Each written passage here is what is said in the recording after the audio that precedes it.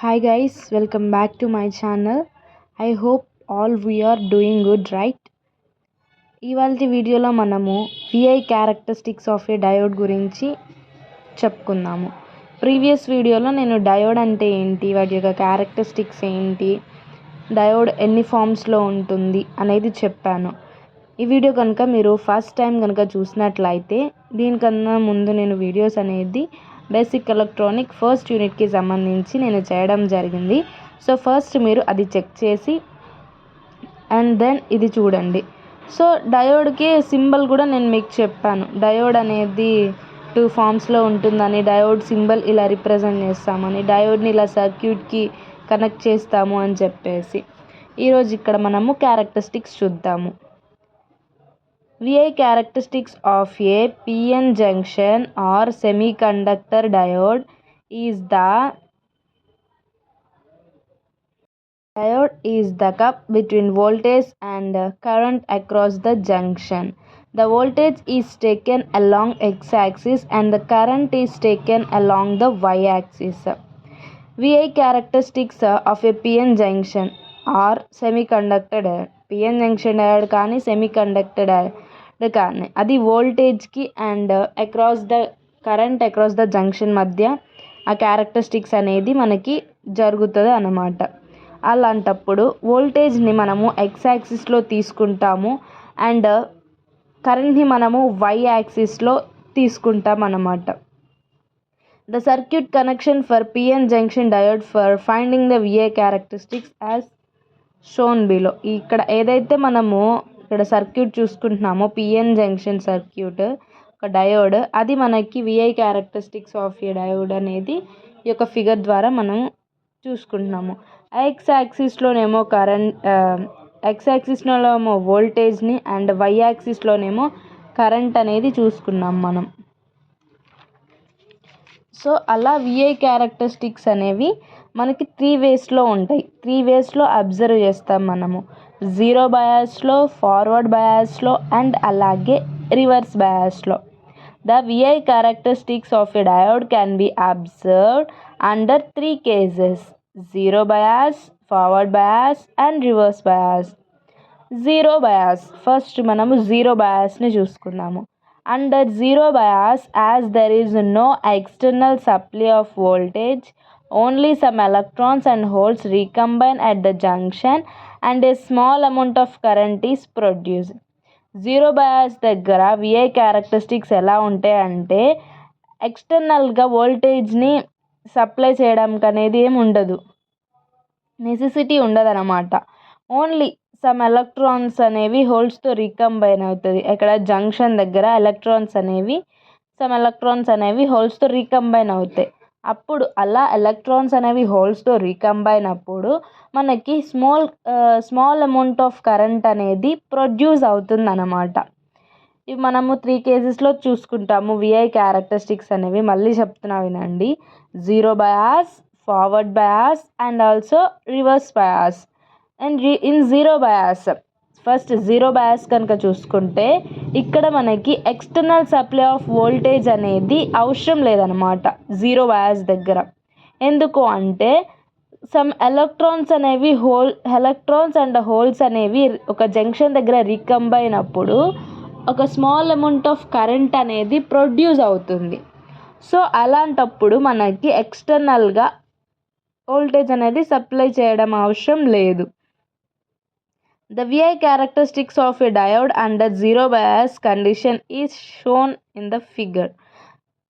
Diode యొక్క VI characteristics 0 bias condition దగ్గర ఎలా మనకి ఉంటుంది, ఎలా బిహేవ్ చేస్తుంది అనేది ఈ యొక్క డయాగ్రామ్ ద్వారా చూసుకుందాం. Voltage is taken as the x-axis and the current is taken upon the y-axis. Then the diagram will be shown in the above figure. ఇది మనకి 0 bias అన్నమాట. And moving to the forward bias and reverse bias, the second one is the forward bias. Forward bias. Under forward bias, by the application of voltage, then the current application of voltage increases, then the current also increases. due to moment of electrons and holes which cross the junction. The VI characteristics and the forward bias as shown below. మనము zero బయాస్లో చూసుకున్న లాగానే ఒక forward బయాస్లో కూడా ఒక application of voltage అనేది increase అయిందనుకోండి, current కూడా increase అవుతుంది. ఎందుకలా వోల్టేజ్ అనేది ఇంక్రీజ్ అవుతుంటే కరెంట్ ఇంక్రీజ్ అవుతుంది? ఏదో ఒకటి ఉంటుంది కదా, ఏదో ఒక రీజన్ లేకపోతే వోల్టేజ్ ఇంక్రీజ్ అవ్వగలన కరెంట్ ఇంక్రీజ్ అవ్వదు కదా. ఎందుకు అంటే దానికి ఒక రీజన్ ఏంటి అంటే ఎలక్ట్రాన్స్ అండ్ హోల్స్ అనేది ఒక మూమెంట్ వల్ల, వాటి యొక్క కదలిక వల్ల వోల్టేజ్ ఇంక్రీజ్ అవుతున్నప్పుడు కరెంట్ కూడా ఇంక్రీజ్ అవుతుంది.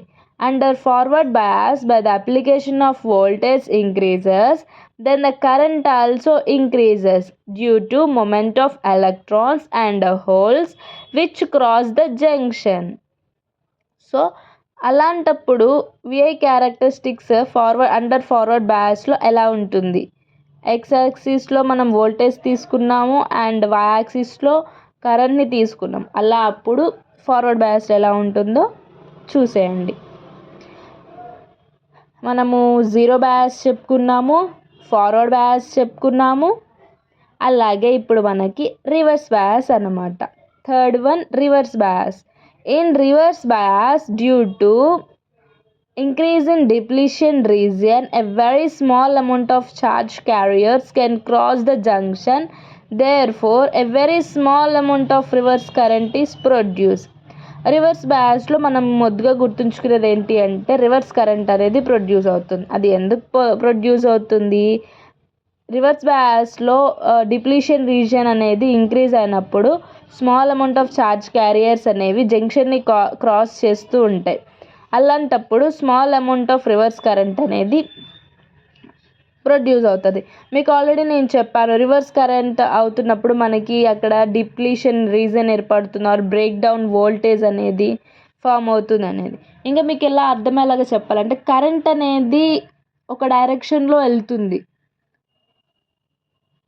కరెంట్ అనేది ఒక డైరెక్షన్లో వెళ్తున్నప్పుడు మనం ఇప్పుడు సపోజ్ ఉందనుకో, ఏదైనా ఒక ఫ్యాక్టరీ కానీ ఏదైనా ఒకటి సంథింగ్ ఏదైనా తీసుకున్నాం కరెంట్తో ఉపయోగపడేది, దాని యొక్క ఫ్లో అక్కడ వర్క్ జరగాలి అంటే డైలీ ఎప్పుడు కరెంట్ అనేది ఫార్వర్డ్లో జరుగుతుంది కదా.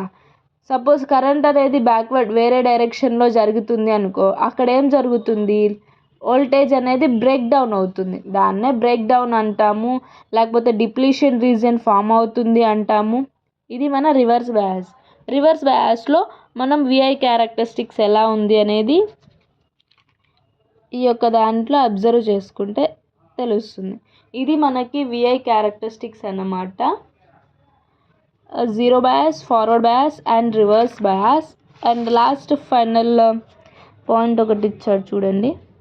If the reverse voltage is increase more than the peak inverse voltage then the break down occurs. చెప్పాను కదా, రివర్స్ వోల్టేజ్ అనేది వచ్చింది అనుకో, అక్కడ బ్రేక్ డౌన్ జరుగుతుంది. అదే రివర్స్ వోల్టేజ్ అనేది పీక్ ఇన్వర్స్ వోల్టేజ్ కన్నా ఎక్కువైతే అక్కడ ఏమవుతుంది? బ్రేక్ డౌన్ అనేది జరుగుతుంది.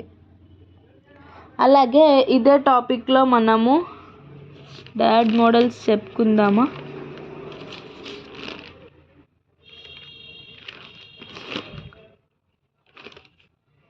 డయోడ్ మోడల్స్ పెద్దగానే ఉంది ఈ టాపిక్.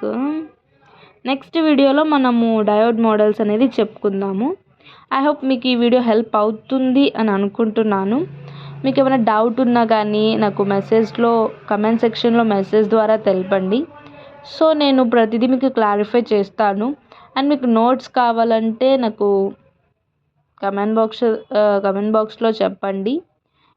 నేను టెలిగ్రామ్ ఛానల్ ఉందన్నమాట, దాంట్లో మీకు నోట్స్ అనేది యూనిట్ అయిపోగానే ప్రొవైడ్ చేస్తాను. అండ్ నెక్స్ట్ వచ్చేసరికి డయోడ్ మోడల్స్ అనేది నేను నెక్స్ట్ వీడియోలో మీకు చెప్తాను. Thank you.